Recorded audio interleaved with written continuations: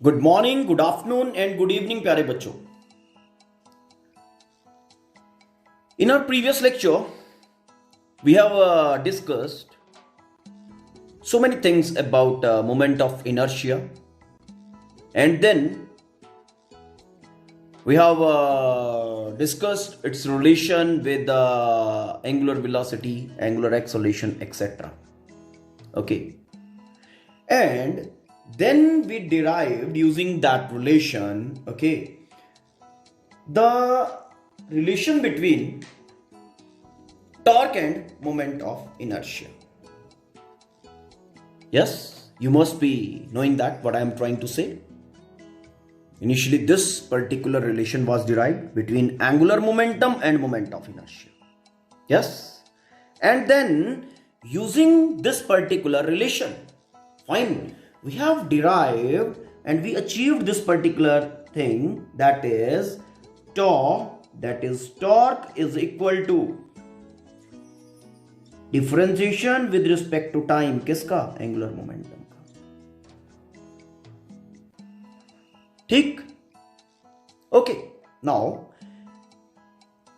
From this particular statement अगर हम torque के ऊपर थोड़ा सा और डिस्कशन करें, then this torque basically is external torque. कैसे? बिकॉज दिस टॉर्क, ये जो टॉर्क है ना, इसके दो पार्ट्स हो सकते हैं। One can be internal torques, another can be external torques acting on the body. Now torques acting rather I should say, okay, because जितनी मर्जी टॉर्क एक्ट करे, है ना। जो टॉर्क एक्टिंग का सिनेरियो है, that can be like this. Mean this torque which we are considering, that is equal to rate of change of angular momentum with respect to time. This torque basically has two parts, okay. One is internal torque, that is total internal torque. जितने भी internally torques लग रहे हैं उन सब का vector sum, okay, total internal torque. And this is all external torques, vector sum of all the external torques. Fine, ठीक है। तो this torque basically can have these two parts. Yes, अब already we know this particular thing के vector sum of all internal torques acting in a body is equal to 0. Mean जो internal torques होती है ना, they are always in equilibrium. They don't affect the motion of the body. तो आपके पास जो remaining part बचता है वो क्या है? External torque. This is the part, okay, this particular torque, ये जो एक्सटर्नली लगाई जाती है, this torque affects the motion of the body. This particular torque affects the angular momentum of the body. Okay, so as internal torques are always in equilibrium, okay, they never affect the angular momentum of the body. ठीक है, they never affect the, आराम से इसको pause करके read करो। Y? Because जो internal torques है उनका वेक्टर सम इज 0। तो कौन अफेक्ट कर रहा है? कौन अफेक्ट कर रहा है एंगुलर मोमेंटम को? Torque changing angular momentum, internal खत्म, internal is not affecting the angular momentum, okay. तो this is only external torque, total external torque acting on the body affects the angular momentum of the body. It's okay? It's always external torque which changes the angular momentum of the body. Okay? तो अगर इस particular equation को हम थोड़ा सा और, ठीक है ना, accurately लिखना चाहें, then I'll be writing this particular equation something like this. तो ये जो torque होगा ना, मैं इसको एक्सटर्नल टॉर्क लिखूंगा। Torque external, total external torque acting on the body is equal to rate of change of time, rate of change of angular momentum, time rate of change of angular momentum. total external torque acting on the body is equal to rate of change of angular momentum of the body with respect to time. This statement is analogous to Newton's second law of motion, जहां पे हम कहते हैं force, external force acting is equal to rate of change of linear momentum of the body with respect to time. यहां हम rotational motion की बात कर रहे हैं, so we have taken into account the rotational variables. Okay, so I will be concentrating in this particular situation, in this relation, okay, to talk about the conservation of angular momentum, which already I told you. Okay, in today's lecture, in today's discussion, we will be concentrating in conservation of angular momentum. Okay, in which situation basically the angular momentum of a system of particle, of a rigid body made up of n particles is conserved. Okay, let us see, let's go ahead with. Now, to have the exposure about the conservation of angular momentum, okay, एक rigid body है suppose हमारे पास, ठीक है ना, okay, और वो rigid body is isolated. Isolated mean no external torque is acting on that rigid body. Okay, this is the situation. A rigid body is there which is isolated. Isolated mean no external torque is acting on the body. ठीक है, तो external torque acting situation में क्या हो गया? Zero. Other situation is जहां पे external torque acting zero हो सकता है. वो क्या है? Suppose करो so many external torques are acting, लेकिन acting on a body. Okay, but जब हम उन सभी external torques का vector sum करते हैं, okay, that vector sum is equal to zero. That vector sum is equal to zero. तो उस situation में भी total external torque can be zero. Or a rigid body on which external torques acting mean external torques are acting, but उनका vector sum कितना है? Zero. Something like this you can say. जितने भी external torques उनके ऊपर internal torques अगर लग रहे हैं, okay, external torques, जितने भी external torques लग रहे हैं, okay, उन सब का vector sum is equal to zero. मान लिया tau1, tau2, okay, tau3, okay, these all are external torques acting, n torques acting, but in sub का vector sum is equal to zero. Okay, so if this is the scenario, पहला scenario मैंने कहा body is isolated, no external torque is acting. दूसरा external torques are acting but the vector sum of all external torques acting on the body is equal to zero. Okay, तो अगर body in दोनों में से किसी भी situation में होगा, then in accordance to the equation which already we have derived, that is, now for both of the considered situation, ठीक है, isolated body, rigid body is isolated, तो isolated है, no external torque acting, या फिर दूसरे situation में आ जाओ, torques are acting but their vector sum is equal to zero. इन दोनों सिचुएशन में अगर हम इस इक्वेशन के व्यू में चलें, नाउ एक्सटर्नल टॉर्क एक्टिंग दोनों सिचुएशंस में कितना है? Torque external is equal to zero. तो ये इक्वेशन आपका क्या बन जाता है? This equation can be written as dl by dt, rate of change of angular momentum with time is equal to zero. अब आपको डिफरेंशिएशन रूल बताया था ना, okay, differentiation with respect to time zero, किसका? एंगुलर मोमेंटम का. Okay, ठीक है. Now this angular momentum जो हमने कंसीडर किया, जैसे मैं यहां पे टोटल टॉर्क कह रहा हूं तो यहां पे टोटल एंगुलर मोमेंटम है, मतलब this angular momentum can be vector sum of several momentums. ठीक है, जितने भी सिस्टम के अंदर पार्टिकल्स हैं उन सब का वेक्टर सम. ओके, कैसे? देखो अभी जरा कैसे. ये सिस्टम के अंदर n पार्टिकल्स हैं, ओके, सब के जितने भी हर पार्टिकल का इंडिविजुअली मोमेंट जो अपना एंगुलर मोमेंटम उन सब का vector sum is l, which is considered over here.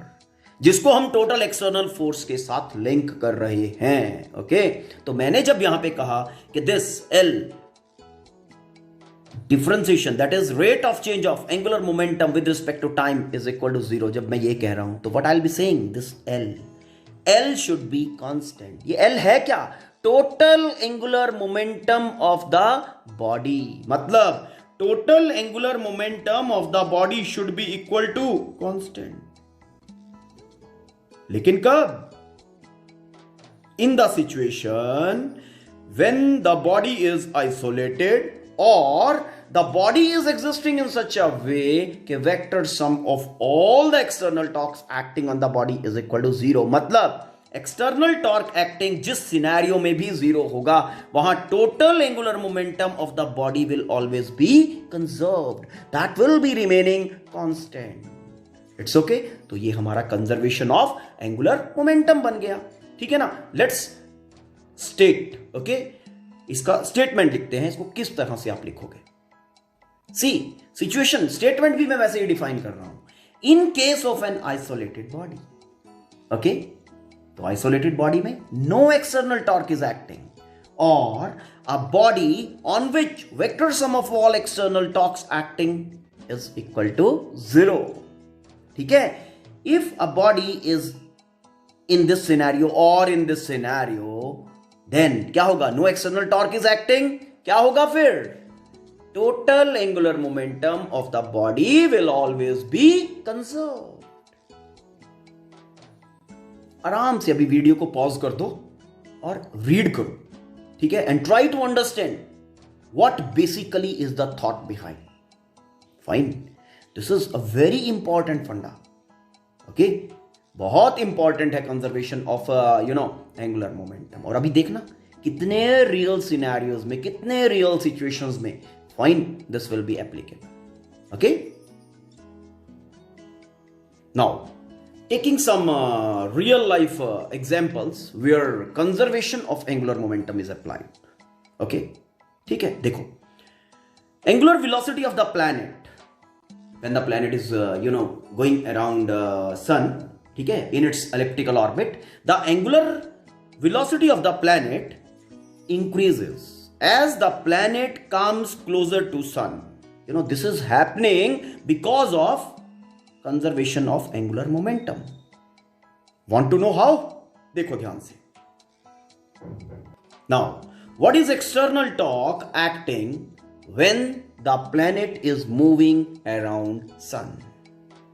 External torque acting in the situation is equal to 0। Total external torque, कोई पुश तो नहीं कर रहा है ना प्लेनेट को, ठीक, प्लेनेट अपने आप घूम रहा है, तो no external torque is acting, okay, because no external torque is acting on the planet, okay, therefore क्या होना चाहिए?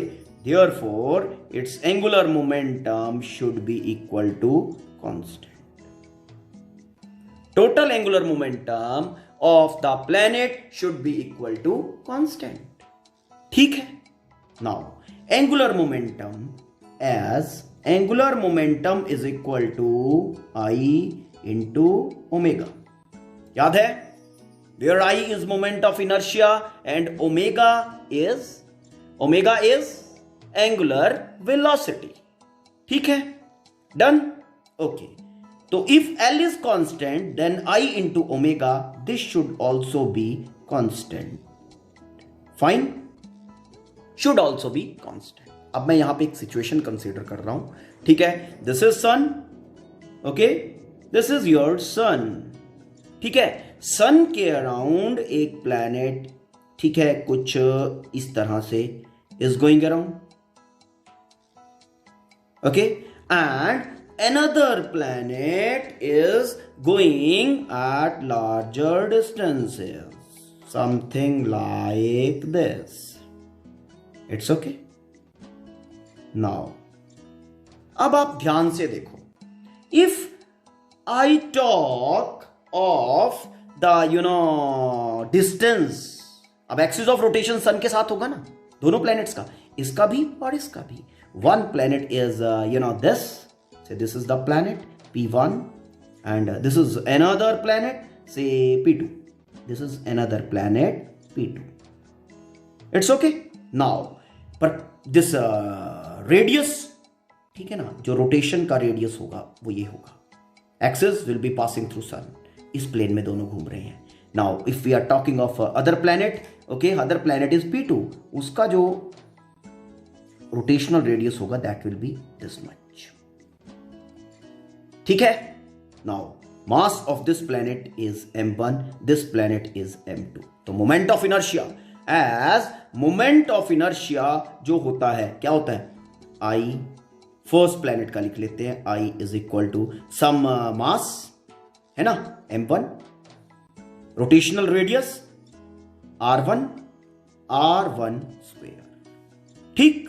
नाउ सेकेंड का moment of inertia I2 m2 r2 square. अब ध्यान से देखना, R2 is greater than R1.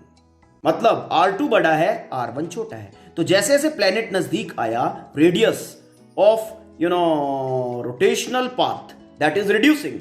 As the radius of rotational path is reducing, moment of inertia is reducing. Moment of inertia is reducing. Okay. अब I into, अब external torque कोई नहीं लग रहा है, एक्सटर्नल टॉर्क कोई भी नहीं लग रहा है, तो angular momentum will be constant. Mean the product of I and omega will be constant. ठीक है. Product of I and omega will be constant. अब मोमेंट ऑफ इनर्शिया किस सिचुएशन में ज्यादा है? जब ये प्लैनेट 2 है. प्लैनेट 2 के सिचुएशन में moment of inertia is more. Moment of inertia is more, तो इसका जो ओमेगा होगा वो क्या होगा? लेसर होगा. Angular velocity will be small. समझ में आया? Angular velocity small mean time period of rotation क्या होगा? Will be larger. ओके. जब धीरे धीरे चलेगा ना तो ज्यादा टाइम लेगा रोटेशन में. Time period of revolution around sun will be more. And if I am talking of this particular situation, जब प्लैनेट इस सिचुएशन में है, radius of rotation, rotational path is lesser, जिसके कारण moment of inertia will be lesser. Moment of inertia is lesser, तो omega will be more. Omega will be more मतलब the planet will be rotating, will be revolving faster. The planet will be revolving around sun faster in comparison. Okay. And in the situation, the time period of rotation will be lesser. समझ में आया? This is motion of planet around sun when the planet is closer and when the planet is at a larger distance. Hope you have understood and hope I am able to make this particular thing which I said clear.